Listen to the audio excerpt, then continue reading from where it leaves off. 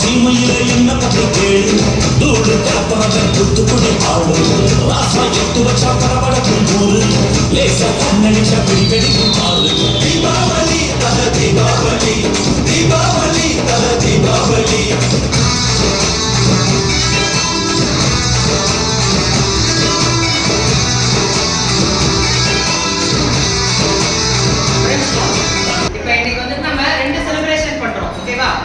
Deepavali celebration ஒன்று பண்ணுறோம். அடுத்து வந்து பார்த்தீங்கன்னா இப்போ உங்க எல்லாத்துக்கும் தெரிஞ்சிருக்கும், போன சண்டையில் வந்து இவங்க 3 பேர் வந்து ஒரு காம்படிஷன் பண்ணாங்க. தெரியும் இல்லையா?